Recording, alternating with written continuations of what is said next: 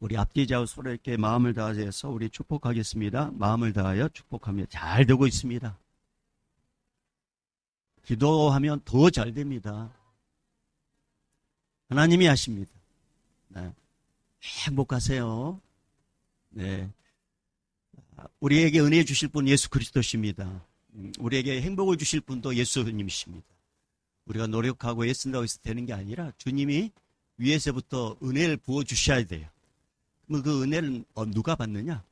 은혜를 받을 수 있는 준비된 그릇들이 받게 되는 거죠. 저는 오늘 이 시간에 마음의 그릇을 주님께서 오늘 주시기로 약속하신 그 은혜를 풍성하게 받을 수 있도록 여러분의 마음을 여시길 바랍니다. 네, 이렇게 하면 조금밖에 못 받아요. 그러니까 딱 이렇게 이렇게 풍성한 은혜를 받을 준비를 하고 오늘 주의 말씀 듣도록 하겠습니다.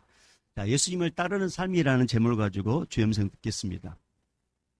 우리나라의 새로운 대통령을 뽑혔죠. 2주 동안 이렇게 이제 국정을 운영하면서 거기에 대한 평가를 많이 하는데 그 평가를 하면서 꼭 이 사자성어를 쓰더라고요. 처음에 이게 무슨 말인지 몰랐습니다.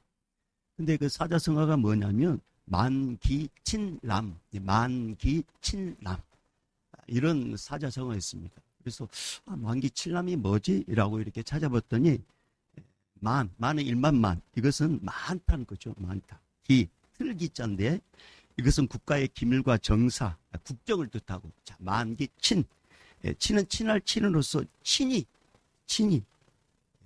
뜻이고, 람은 볼람으로서 살핀다 그런 뜻이에요. 이것을 이제 쉽게 설명하면 만기칠람이라는 것은 모든 국정 사안을 최고 권력자가 직접 챙기고 통제하는 통제 방식을 가리킵니다.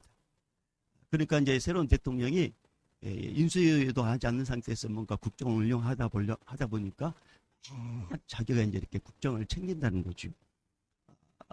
여기는 이제 장점도 있지만 단점도 있습니다. 뭐냐면 밑에 이제 장관들이 있지 않습니까? 그리고 거기에 이제 또 실무진들이 있는데 대통령이 다 하다 보면 이분들의 그 전문성이 훼손된다는 거죠.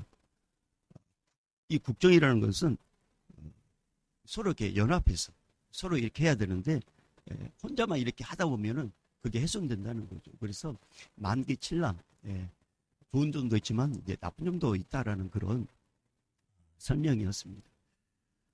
저는 이 만기칠람이 이제 국정 운영에는 뭐 그렇다 할지라도 우리의 이 모든 삶, 우리의 모든 삶을 다스리는 분은 우리 예수님이신데 저는 이 만기칠람의 이 단어가 우리 성도들에게 꼭 필요해요.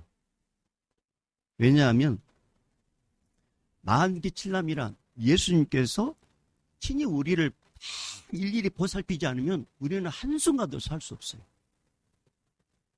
국가의 권력자는 만기칠람이 이거 장점도 있고 단점도 있지만 우리에게 절실하게 요구되는 이 사자성어가 만기칠람이에요. 하나님께서 우리의 모든 삶을 일일이 보살피는 것, 이것은 우리 성도들에게는 절대적으로 필요해요.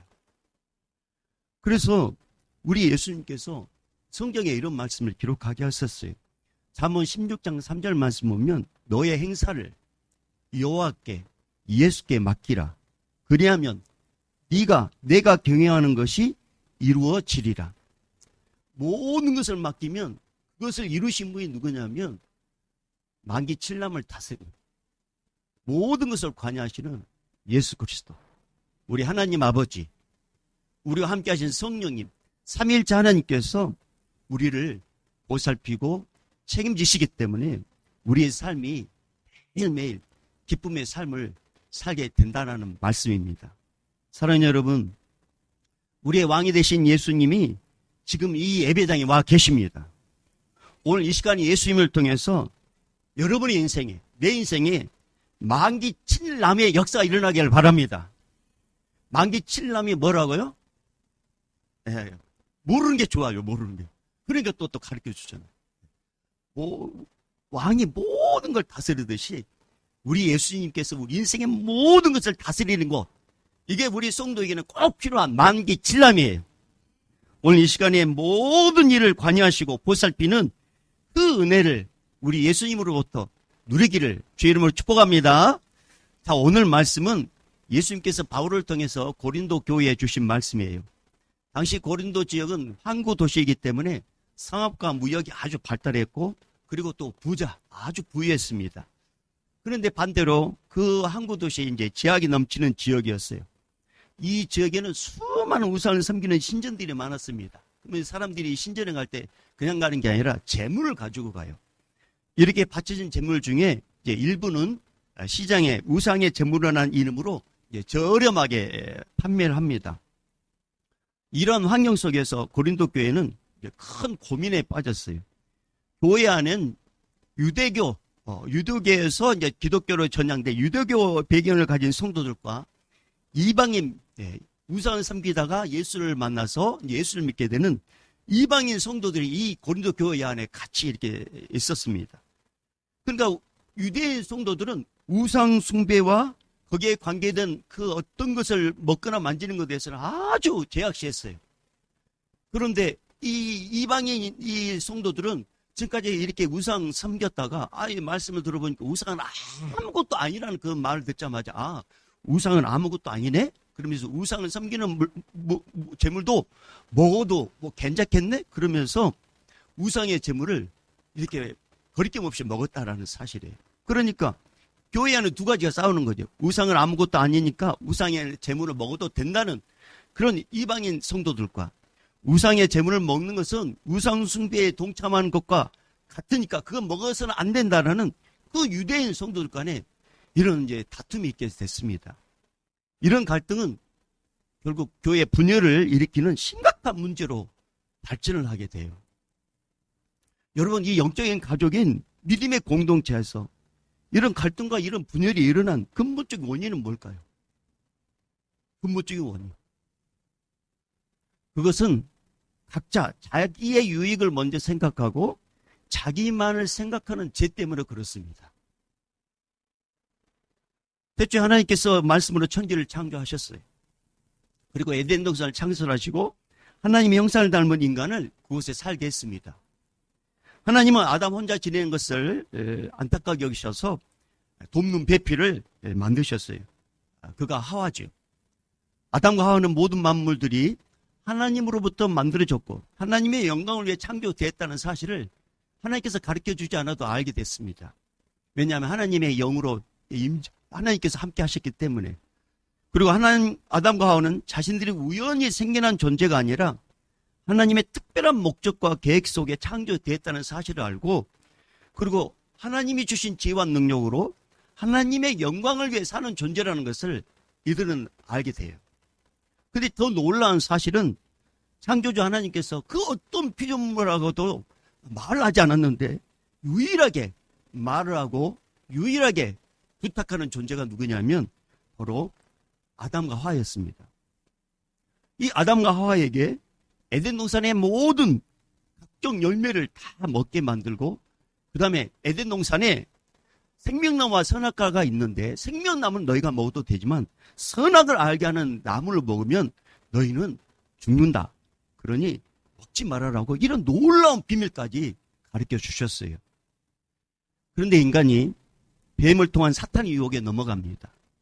하나님처럼 영광받고 싶은 그 마음이 샘솟았어요. 그 틈을 사탄이 이제 공격한 거죠. 그래서 선악을 알게 하는 열매를 따서 먹습니다. 이 죄악으로 인간은 하나님처럼 영광을 받는 존재가 아니라 저주받고 타락한 존재가 되고 말아요. 죄를 짓기 전에 인간은 매일매일 기쁨이었고 매일매일 행복 그 자체였습니다. 그런데 인간이 타락한 이후 기쁨은 사라지고 부끄러움과 염려와 근심과 두려움과 죽음이 찾아와요. 그리고 내 뼈 중에 뼈요 살 중에 살이라고 감탄했던 아담과 하와의 관계가 이제 뭔가 좀 변질됩니다. 하나님으로부터 왜 너 선악과를 따먹었니? 라고 이렇게 아담에게 하나님께서 묻자 아담이 자기의 유익을 먼저 생각합니다. 그러면서 뭐라고 이야기하냐면 하나님이 데리고 온 여자가 먹으라고 해서 나는 먹은 것 뿐이에요. 그렇게 책임을 전가합니다. 하와도 자기의 유익을 먼저 생각합니다. 그러면서 뭐라고 대답하냐면 하나님이 만든 피조물 뱀 때문에 내가 이걸 먹었어요라고 책임을 전가시킵니다. 이후 아담과 하와는 에덴 동산에서 쫓겨나고 에덴 동산 동쪽에서 지내게 됩니다. 이렇게 타락한 인간의 후손도 똑같아요. 똑같아요. 에덴 동산에 쫓겨난 아담과 하와 사이에 가인과 아벨이 태어납니다. 가인은 농작물로 제사를 드렸고 아벨은 양으로 제사를 드렸어요. 그런데 하나님은 가인과 그 제물은 받지 않고 아벨과 그 제물은 받아요. 그런데 가인이 몹시 화를 내요. 여러분, 이 둘은 형제지간입니다. 남의 유익을 구하는 그런 형제지간이라면 동생의 제물과 동생의 예배를 받았다면 형도 당연해 그러면서 기뻐해야 되는 거 아니겠습니까? 그런데 타락한 인간은 자기 자신의 유익을 먼저 구합니다. 그러니까 동생이 제물과 제사를 받고 가인 자기는 안 받고 제물을 안 받으니까 자기가 너무 화가 났어요. 그리고 동생이 미웠습니다. 그리고 동생을 어떻게 하냐? 들판에 불러서 돌로 쳐 죽입니다. 아담과 하와의 제약이 자자손손 이어져 오늘 여기까지 우리 오게 돼요. 그래서 여러분 이런 말이 생겼습니다. 사촌이 땅을 사면 배가 아프다. 여러분 남의 유익을 구하는 존재라면 사촌이 어려운 가운데 땅을 샀다면 기뻐하고 즐거워하고 감격하는 게 당연해요.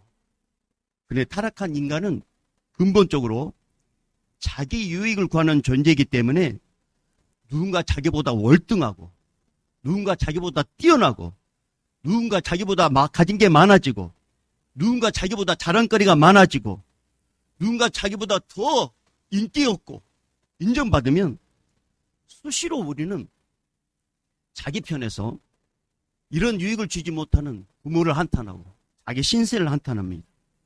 그리고 수시로 시기하고 수시로 질투하고 수시로 부러워하고 수시로 원망하고 그리고 수시로 땅의 것만 집착하며 살다가 아둥바둥 거리다가 살다가 고생하다가 지옥에서 죽어서는 지옥불에 떨어지는 영원한 고통에 처하는 존재가 바로 우리 인간이에요. 이게 우리 죄인의 결론입니다. 이렇게 타락한 인간을 은혜롭고 자비로운 우리 하나님 아버지께서 우리를 다시 이 죄 문제를 해결해 주고 싶었어요. 근데 인간은 이 죄 문제 해결할 수 없어요. 자기 유익을만 구하는 이 죄 문제를 인간은 해결할 수 없어요. 근데 유일하게 이 죄 문제 해결하실 분이 있는데 그분이 누구냐? 하나님이셔요. 근데 하나님이신 제2격 성자 하나님이 이 땅에 오셨는데 이 죄 문제를 위해서 이 땅에 오신 분이 누구시냐? 바로 성자 하나님이십니다. 그분이 바로 누구냐? 예수 그리스도십니다. 여러분, 이 땅에 오신 예수님은 빌립보서에 이렇게 기록되어 있어요. 여러분 한번 들어보세요. 빌립보서 2장 6절에서 8절에 보면 이 땅에 오신 예수님이 누군지를 이렇게 기록해 놨습니다.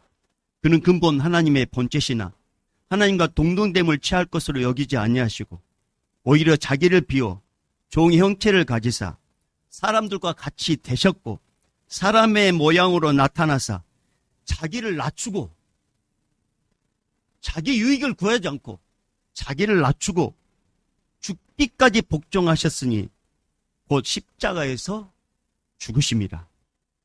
여러분 이 사실을 믿습니까? 여러분 안 믿을 것 같아서 제가 하나 예를 들어봤어요. 신이 어떻게 사람이 될 수 있느냐고 믿지 못하는 인도의 유학생에 대한 이야기 여러분 들어보셨는지 모르겠어요. 미국에 유학을 갔는데 이 룸메이트가 자꾸 복음을 전해요. 근데 신이 인간의 몸으로 왔다는 거예요. 아, 신이 어떻게 인간의 몸으로 와? 아, 나는 못 믿어. 그래서 복음을 받아들이지 않아요. 그런데 어느 날 기숙사로 이제 딱 길을 걸어 가는데 흰 개미집이 있었어요. 근데 이 흰 개미집을 향하여 큰 트랙터가 땅을 갈고 있었어요. 그래서 이제 얼마 후에 이 큰 흰 개미집이 이제 이 트랙터로 해서 완전히 이제 이렇게 갈려야 되고, 그러면 흰 개미들 죽게 돼요. 그러니까 이 인도 유학생이 흰 개미들에게 뭐라 하냐면 큰 소리 이렇게 합니다. 빨리 피해. 개미들아, 너희들 피하지 않으면 다 죽어. 아무리 소리쳐도 개미들이 꿈쩍도 하지 않는 거예요. 근데 그 순간에 한 가지 깨달음을 딱 얻게 됩니다. 인간이 아무리 흰 개미에게 말을 해도 못 알아먹는다. 그렇다면 알아듣게 하려면 내가 흰 개미가 되는 길밖에 없겠구나. 그러면서 뭐까지 연계되냐면, 아무리 신이 인간에게 지옥이 있고 형벌이 기다리고 있다고 소리쳐도 듣지 않으니까, 모르니까 결국 신이 인간이 되어 가르쳐 줘야 하는구나. 그래서 예수님이란 그 하나님이 이 땅에 인간으로 오셨구나. 그래서 인간의 죄 문제를 십자가에서 해결해 주셨구나. 죽음으로써 해결해 주셨구나. 이 사실을 딱 깨닫게 됩니다. 주님이 그 순간에 깨닫게 해 주셨어요. 그래서 이 유학생이 예수님을 영접합니다. 그리고 예수님을 전하는 자가 돼요.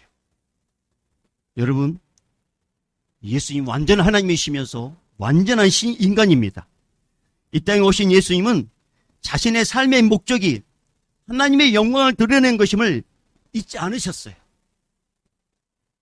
요한복음 17장 4절에 아버지께서 내게 하라고 주신 일을 내가 이루어 아버지를 이 세상에서 영화롭게 하였사오니, 하나님이 예수님이 하실 일은 우리 인류를 위해 십자가에서 대신 죽는 일, 이 일을 위해서 하나님으로부터 보냄을 받았고, 이 일을 감당했을 때 하나님께서 영광 받으시고, 이 일이 결국 하나님의 영광된 일이라는 사실을 우리 주님은 잊지 않으셨습니다. 그런데 인간의 몸을 갖고 계신 예수님도 이 십자가의 고통을 아셔요. 그리고 이 십자가에 죽으셨을 때 하나님과의 어마어마한 그런 인간의 모든 죄, 인류 모든 죄를 다 지불해야 되고 감당해야 되고, 그리고 하나님으로부터 버림받은 그 어마어마한 고통을 알고 계셔요. 그래서 겟세마네 동산에 올라가가지고 기도합니다. 그것도 3번. 하나님께 이렇게 요청해요. 아버지, 만일 아버지 뜻이거든 이 잔을 내게서 좀 옮기시옵소서. 그러나 내 원대로 마시옵고 아버지의 원대로 되기를 원합니다. 근데 아버지께서 아무 말씀도 하지 않으셔요. 하나님 아버지께서. 예수님은 아셨습니다. 십자가에서 죽는 것이 아버지의 뜻이구나. 그래서 하나님의 영광에 돌리는 일이 내가 십자가에서 죽는 일이구나. 그걸 아셨어요. 그리고 죄 없은 예수님은 죄인처럼 붙잡혀서 심한 모욕과 멸시와 조롱과 침뱉음과 뺨을 맞고 십자가에 달려 다 이뤘다 하시고 저와 여러분의 죄를 위해서 대신 죽으셨습니다. 그리고 3일 만에 다시 살아나셨습니다. 여러분, 우리 예수님은 이 일을 기쁨으로 감당하셨어요. 자신의 유익을 생각했다면 할 수 없어요. 그러나 우리를 먼저 생각했어요. 가고 오는 세대를 먼저 생각했어요.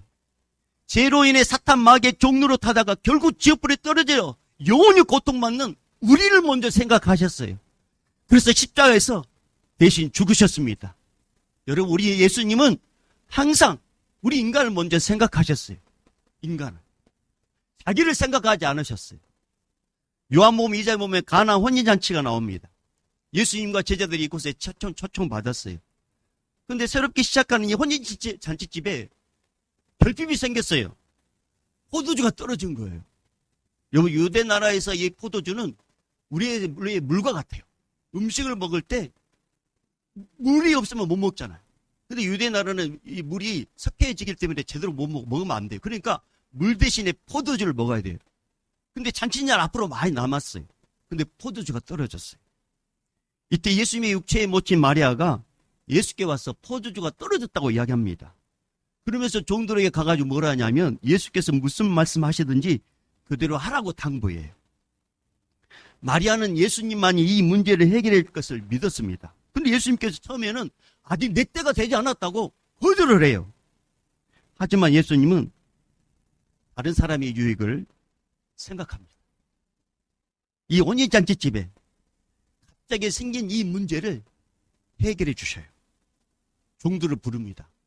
항아리 가득 채우라고, 물을 가득 채우라고 명령합니다. 그리고 그 물을 떠서 연회장에 갖다 주라고 말합니다. 종들이 예수님 말씀대로 순종하는 순간 물을 포도주로 변화시켜 혼인잔치집에 문제를 해결해 주셨습니다. 사랑하는 여러분, 예수님은 자기 백성이 어려움에 처했을 때 그냥 지나치지 않아요.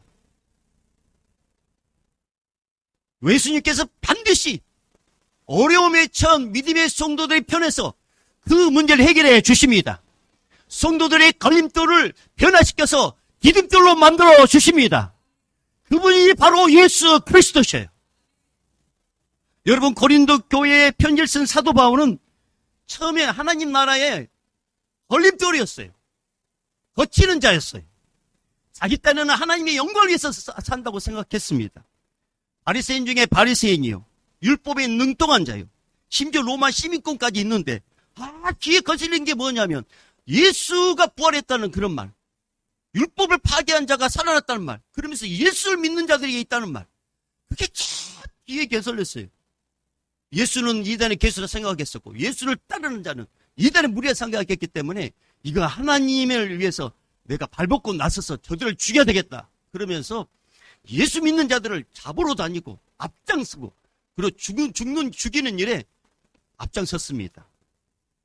그게 하나님께서 기뻐하신 일이라고 생각했어요. 그래서 어느 날 다메섹에도 예수 믿는 사람들이 있다는 말을 듣고 대제사장에 가가지고 책배영장을 받아가지고 다메섹으로 이제 예수 믿는 사람들을 잡으러 갑니다. 근데 다메섹으로 가는 길에 갑자기 빛보다도 더 강렬한 빛이 이 사도 바울에게, 강력하게 이 사울에게 임하게 됩니다. 그러면서 부활의 주님을 만나게 돼요. 그리고 사울이 알게 되면 예수님이 부활하셨구나, 이분이 구원자는 사실을 알게 됩니다. 그 순간에 구약의 성경에 능통한 자이기 때문에 구약의 예언된 말씀이 예수님 통해서 이루어졌다는 사실을 주님께서 또 알게 해주셔요. 그리고 이후에 사울이 이제 바울이 되어서 예수님으로부터 이제 이방인에게 복음을 전하는 그런 사도로 부름을 받고 사명을 감당합니다.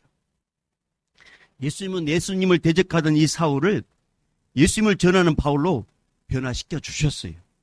예수님은 사도 바울을 거치는 존재에서 하나님과 상관없이 자기 열심만 있었던 그런 존재를 하나님 나라의 유익한 존재로 바꿔주셨습니다. 걸림돌 같은 인생을 힘대로의 복된 인생으로 자기 유익만 구하던 이 사도 바울을 다른 사람의 유익을 구하는 자로 우리 주님께서 바꿔주셨어요. 그래서 다른 사람의 유익이 뭐냐면 저들이 예수 믿지 않으면 지옥불에 떨어진다는 걸 알았어요. 그러니까 이방인들 가서 부지런히 복음을 전했어. 근데 가는 곳마다 예수를 전하면 믿었는데 안타까워서는 자기 동족이 안 믿는 거예요. 자기 가족이 안 믿는 거예요. 그게 너무나 안타까운, 그게 너무나.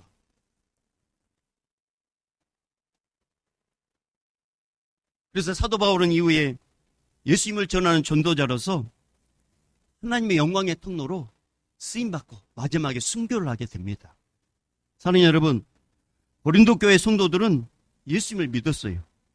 그런데 고린도 교회 성도들의 문제가 뭐라고요? 삶의 목적과 방향을 잃어버렸는데, 삶의 목적과 방향이 뭐냐? 자기 유익만 구하다 보니까 하나님의 영광된 삶을 살지 못하는 거예요. 여러분, 소율의 문답 제1번의 제목이 뭔지 아세요? 사람의 제일 되는 목적이 뭐냐? 사람의 제일 되는 목적은 하나님을 영화롭게 하는 것과 영원토록 그를 즐거워하는 것이다. 사람의 존재 목적은 남의 유익을 위해서 살 때 하나님의 영광을 위해서 사는 게 먼저 목적이에요. 고린도 교회 성도들이 삶의 목적과 방향인 하나님께 영광 돌리는 삶을 살지 못하는 이유는 자기 유익을 먼저 생각했기 때문에 그렇습니다. 무슨 음식을 먹어도 난 상관없어. 우상의 제물이라도 나는 예수 안에서 이미 자유함을 얻었기 때문에 나는 괜찮아. 나는 꺼리낌이 없어. 그렇게 먹는 그것으로 인해서 믿음이 연약한 형제가 넘어지고, 율법에 매여가지고 이렇게 먹으면 안 된다는 그거 여전히 예수 안에서 있었지만 여전히 변하지 않는 그들이 시험 당해가지고 예수 안 믿어 그러면서 떠나가는, 시험에 들게 하는 것을 이들은 인식하지 못했어요. 이것이 바로 고린도 교회 안에 있었던 이 일입니다. 이게 바로 영적으로 미숙한 성도들의 모습이었어요. 근데 여러분, 이런 모습이 우리에게도 있다는 거 아세요? 인간은 근본적으로 자신의 유익을 먼저 생각하는 죄인이에요.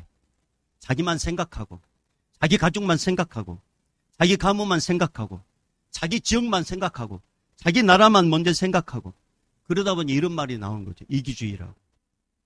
남들이 어떻게 살든, 어떤 괴로움과 아픔에 시달리든 관심이 없게 돼요.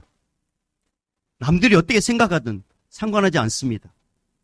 그러다 보니까 서로 무관심하게 되고, 서로 상처 주고, 미워하고, 적대감을 가져서 하나 되지 못하게 만들어요. 이게 세상에도 있지만 교회 안에도 있을 수 있어요. 근데 여러분, 이것은 하나님의 뜻이 아닙니다. 이런 삶은 하나님께 영광 돌리는 삶이 아닙니다. 예수님께서 자기의 유익을 먼저 생각했다면 십자가의 고난, 죽음도 당하지 않았을 거예요. 그러나 예수님께서 자기의 유익을 구하지 않고 나와 여러분의 유익을 먼저 구함으로 십자가의 죽음도 기쁨으로 감당하여 주셨습니다. 그리고 지옥 갈 영혼을 구원해 주셨어요. 이 은혜로 우리가 구원받는 성도가 된 거예요. 여러분, 오늘 그래서 33절에는 우리 예수님이 어떤 분이를 이렇게 말씀하고 계세요. 여러분, 33절 우리 한번 읽어보겠습니다. 시작. 나와 같이 모든 일에 모든 사람을 기쁘게 하여 자신의 유익을 구하지 않냐고 많은 사람의 유익을 구하여 그들로 구원을 받게 하라. 아멘. 여러분, 우리 예수님만이 모든 사람을 기쁘게 하시는 하나님이십니다. 여러분, 이 세상에서 모든 사람을 기쁘게 할 인간은 아무도 없어요. 여러분, 재밌는 유머를 내가 하잖아요. 그럼 어떤 사람은 웃어요. 근데 어떤 사람은 말은 하지 않지만 속으로 이런 말이에요. 그것도 유머라고 하니? 이렇게. 제가 다 기쁘게 할 수는 없어요. 전혀. 전혀. 그래서 제가 오늘 또 한번 시험을 해보려고 해요. 제가. 어떤 시골 다방에 여자 손님 3분이 이제 왔습니다. 봐도 서울 기분처럼 생겼어요.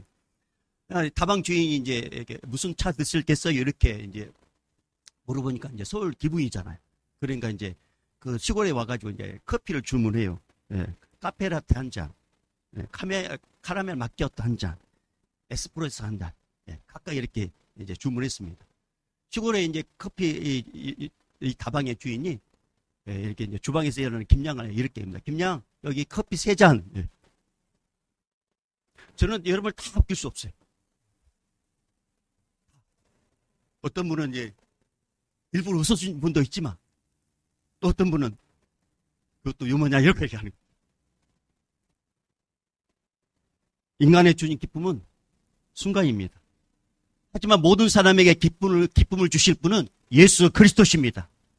인간의 죄 때문에 기쁨도 사라지고 원망, 근심, 걱정으로 하루하루 사는 존재가 되었어요. 그러나 여러분, 예수님을 만나면 예수님께서 모든 근심, 걱정, 염려, 원인을 제거해 주시고 영원한 기쁨을 주십니다. 여러분, 그거 아세요? 진짜 기쁨이 우리에게 아직도 오지 않았다는 사실을 아십니까? 여러분이 살아있는 동안 기쁨의 강도가 점점 강해지는 일들이 예수님으로부터 앞으로 계속 오게 됩니다. 앞으로 여러분 지금 살아오면서 기쁨에 어떤 일이 있었습니까? 이것보다 더 강도가 센 기쁨이 예수님으로부터 계속 오게 되어 있어요. 그리고 가장 기쁠 때가 언제인 줄 아십니까? 우리가 이 세상에 살다가 딱 숨이 멈출 때입니다. 이때 예수님이 성도를 데리러 와요. 그리고 천국으로 데려갑니다. 그래서 천국에서는 영원한 기쁨이 존재해요. 그래서 성도는 천국에서 영원한 기쁨을 영원토록 누리게 돼요. 그러니까 여러분, 예수님 잘 믿다가 세상을 떠난 분들 하나같이 여러분 얼굴을 보면, 저는 이제 장례 집냐고 이렇게 입관 예배를 드리잖아요. 그러면 예수 믿는 사람들, 예수 잘 믿다가 하나님의 나라를 가는 사람들이 하나같이 얼굴 보면 다 웃어요, 웃어. 너무나도 잠자리같이 편안하게 보여요. 왜냐하면 주님으로부터 온 기쁨, 주님을 만났기 때문에. 주님이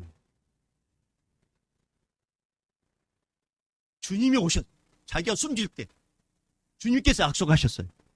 요한복음 14장 1절에 3절을 말씀이에요. 너희는 마음에 근심하지 말라. 하나님의 힘을 믿으니 또 나를 믿어라.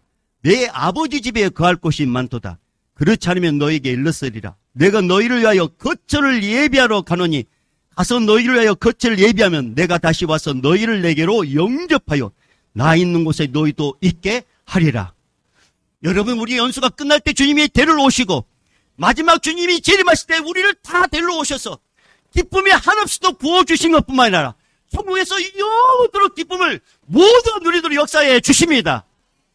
세상의 기쁨은 잠시예요. 세상 사람이 주는 기쁨은 다 기쁘게 할 수 없어요. 그러나 우리 예수님은 모든 사람을 기쁘게 할 수 있는 하나님이십니다. 그리고 우리 예수님이 어떤 분입니까? 예수님은 자신의 유익을 구하지 않았다고 했어요. 이 땅에 사역할 때 예수님은 불쌍한 죄인들, 병든 자, 귀신 들린 자, 그들의 유익을 구하셨어요. 누구 하나도 관심 갖지 않고 종교 지도자들도 관심 갖지 않는 그런 버림받는 자, 그런 소외된 자들, 그들에게 일일이 찾아가셔서 그들의 유익을 구해주셨어요. 병든 자를 고쳐주시고 귀신 들린 자를 쫓아내주시고 아픈 자를 위로해주시고, 주님께서는 당신의 유익을 구하지 않냐고 피곤하고 힘들지만, 그러나 죄 때문에 힘들어하고 어렵고 연약한 우리에게 주님께서는 계속 관심을 가지셨고 지금도 주님은 관심을 갖고 계십니다. 사랑하는 여러분, 우리 예수님께서 여러분에게 관심을 갖고 계신 거 아십니까?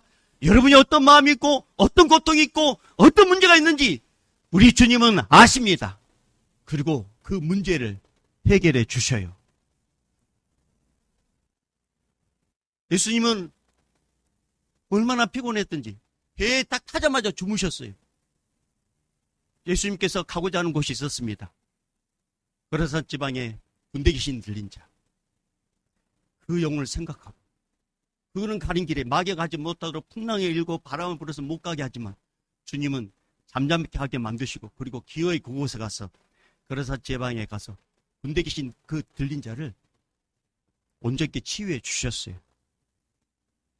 우리처럼 우리 예수님은 남들이 생각지도 않는, 나 혼자라고 생각하고 나 혼자 이 인생의 문제를 끌어안고 있다고 누구도 모른다고 생각하는 그 영혼을 우리 주님은 알고 계십니다.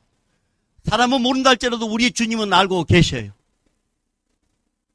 그래서 예수님은 자신의 유익을 구하지 아니하고 우리의 유익을 먼저 구하서 십자가를 지셨습니다. 그리고 이 모든 그 유익을 우리가 예수님 믿음으로써 제사함 받고 하나님의 나라에 가는 어마어마한 복을 우리 주님께서 우리에게 허락해 주셨습니다. 자, 다시 한번 우리 33절 읽어봅니다. 시작. 나와 같이 모든 일에 모든 사람을 기쁘게 하여 자신의 유익을 구하지 않냐고 많은 사람의 유익을 구하여 그들로 구원을 받게 하라. 아멘. 여러분, 지옥 갈 인간을 구원하여 천국으로 인도할 분은 누구시냐? 예수 그리스도십니다. 사주팔자 운명, 모든 저주와 불행과 원망과 절망에서 구원하실 분은 인간이 아니에요. 오직 예수 그리스도십니다. 12년 동안 혈류증 앓는 한 여인이 있었어요.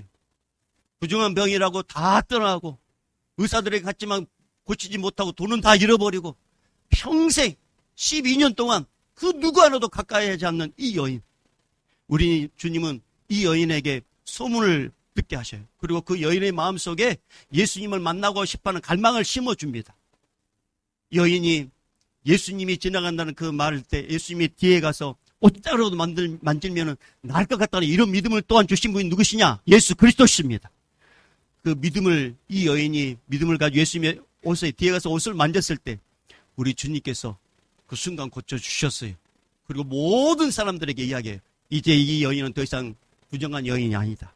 여인을 깨끗해졌다고 선포하게 하고 같이 더불어 살도록 우리 주님께서 만들어 주셨습니다.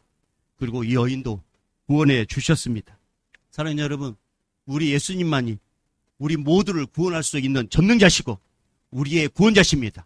우리 예수님만이 길이요 진리요 생명이시고 하나님 아버지께로 갈 수 있는 유일한 길이십니다. 이 사실을 믿는 자들이 누구라고요? 성도입니다. 성도. 여러분, 성도란 누굽니까? 성도란 삶의 목적이 예수님으로 인해 나의 영광을 취하는 삶에서 하나님의 영광을 추구하는 삶으로 바뀐 자들이 성도입니다. 성도란 삶의 목적과 방향성이 자기 유익을 구하는 삶에서 예수님으로 인해 남을 유익을 구하는 삶으로 변화되는 자들이 성도예요.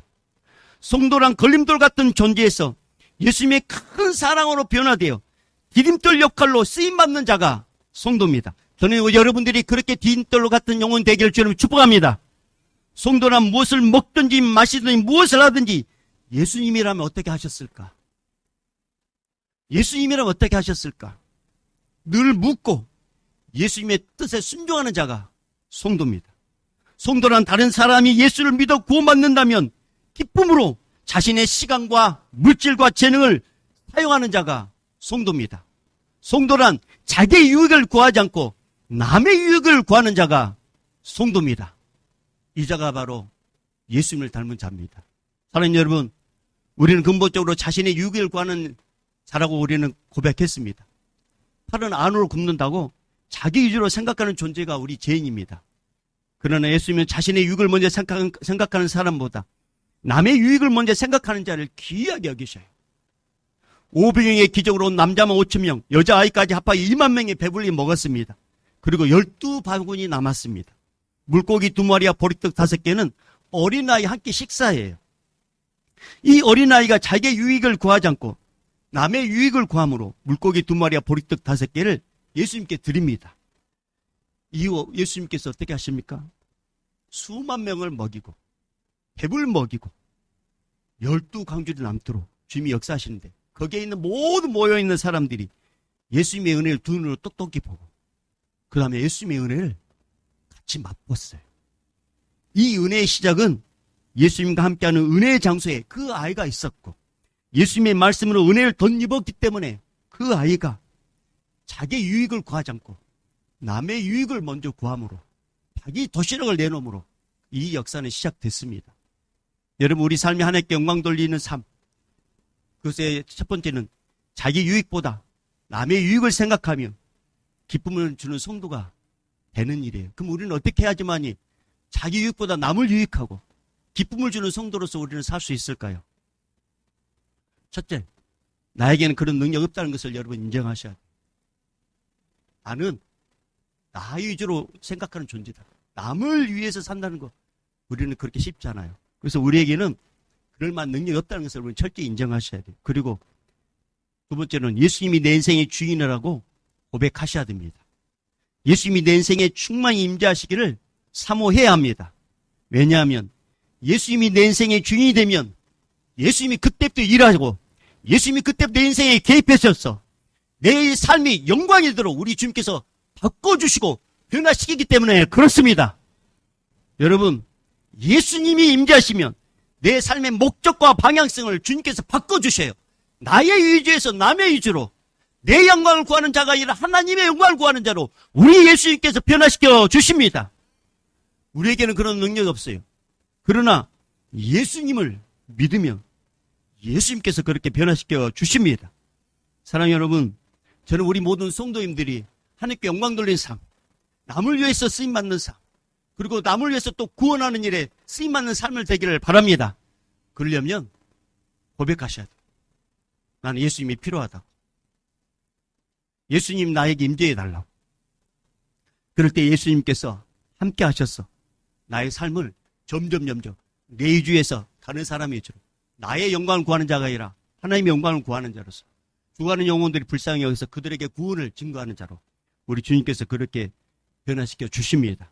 우리 모두 예수님의 사랑을 재현하는 일에 우리 모두가 쓰임받기를 주의로 축복합니다. 그리스도의 은혜와 하나님 아버지의 만극하신 사랑하심과 성령님의 감화 감동 교통 충만하심이 이제부터 영원히 있을지어다. 아멘.